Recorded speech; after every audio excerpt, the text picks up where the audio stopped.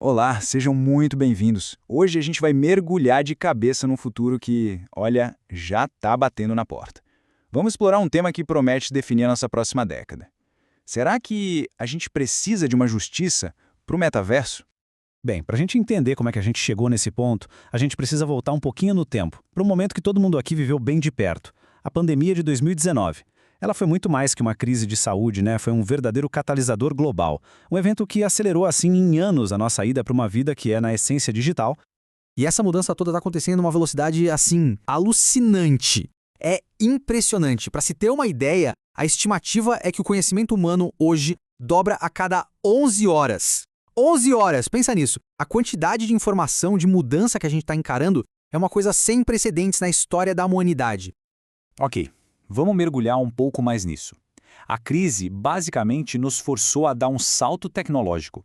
O trabalho remoto, as audiências virtuais, o comércio online, tudo isso virou o novo normal, da noite para o dia. Não foi uma mudança gradual, sabe? Foi uma aceleração de verdade, que mudou para sempre o nosso relacionamento com o mundo digital.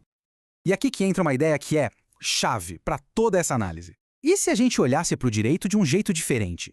Pensa só, a lei não é só um monte de regra antiga, empoeirada. Ela é também uma forma de tecnologia, uma ferramenta que nós, seres humanos, criamos para organizar a sociedade. E aí que está o conflito central que a gente vai explorar. Será que a nossa tecnologia jurídica, que foi feita para o mundo físico, está dando conta de acompanhar o ritmo alucinante das novas tecnologias digitais?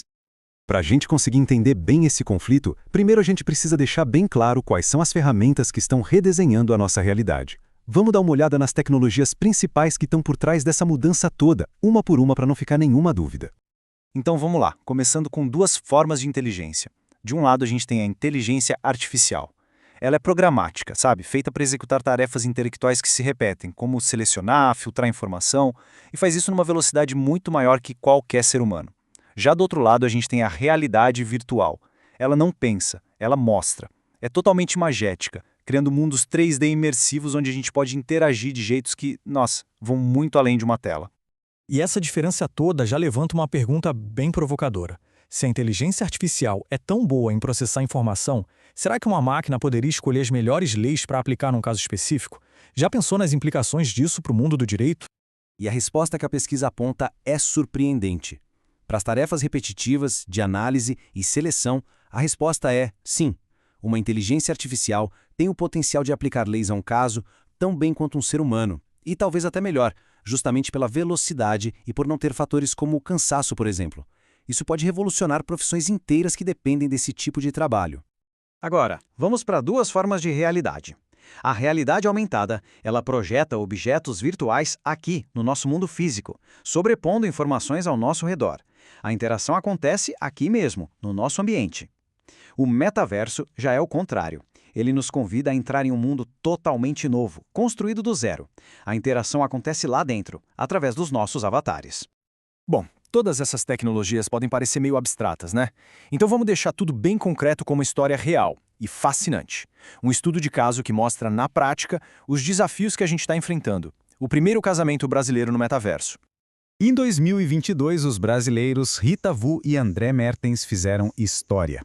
Eles não se casaram numa igreja física, mas sim no universo digital da Decentraland, que é um desses mundos que formam o metaverso. Foi um evento pioneiro que nos obriga a fazer perguntas completamente novas. Gente, os detalhes são sensacionais.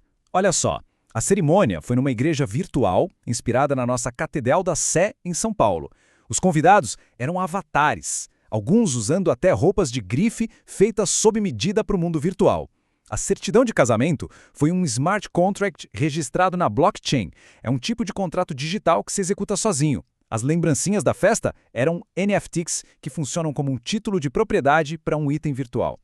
E o mais engraçado, como em muitas festas da vida real, apareceram até uns penetras virtuais por lá. E é justamente esse evento que ilustra o problema de forma brilhante. A primeira grande questão jurídica que bate na nossa porta é: esse contrato inteligente lá na blockchain, que oficializou a união deles no metaverso, ele tem alguma validade legal aqui no mundo físico? O Estado brasileiro, por exemplo, reconhece esse casamento? E não para por aí. E os presentes de casamento? Os NFTs que os convidados receberam? Legalmente, quem é o dono desses ativos digitais? Como é que o direito de propriedade, um conceito tão antigo, se aplica a um pedaço de código que só existe numa rede de computadores? E a coisa fica ainda mais cabeluda. Imagina só, e se durante a festa virtual um avatar resolve assediar outro? Qual lei se aplica? A do país onde a pessoa por trás do avatar da vítima está ou a do agressor? Ou será que é a do país onde fica o servidor que hospeda aquele mundo virtual? As nossas leis, que são baseadas em fronteiras físicas, simplesmente não foram pensadas para isso. Então, o ponto central de tudo isso é o seguinte: a gente está de fato diante de um mundo novo. E o nosso sistema legal, que tem as suas raízes fincadas no mundo físico, está encarando uma realidade para a qual ele simplesmente não foi construído. Essa tabela aqui resume o desafio perfeitamente. No direito tradicional, o casamento precisa de uma licença do Estado, de uma cerimônia física. No metaverso, o que a gente tem é um smart contract. A propriedade, que a gente conhece por escrituras e posse física, no metaverso vira NFTs e carteiras digitais. E a jurisdição, que depende do lugar físico, se dissolve em espaços virtuais que são globais, sem fronteiras.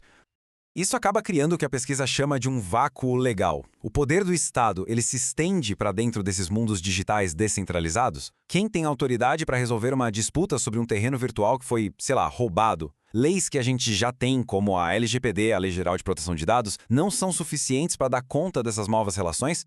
E tudo isso nos leva à conclusão, que é bem provocadora dessa análise, talvez só ficar remendando as leis antigas não vai ser suficiente.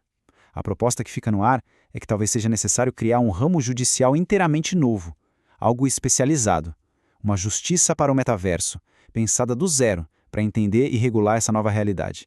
Para a gente fechar, essa análise toda nos deixa com uma citação muito poderosa da Marta Gabriel. O ser humano é uma tecnoespécie, uma espécie que evolui na mesma proporção que a sua tecnologia. Isso é forte, né?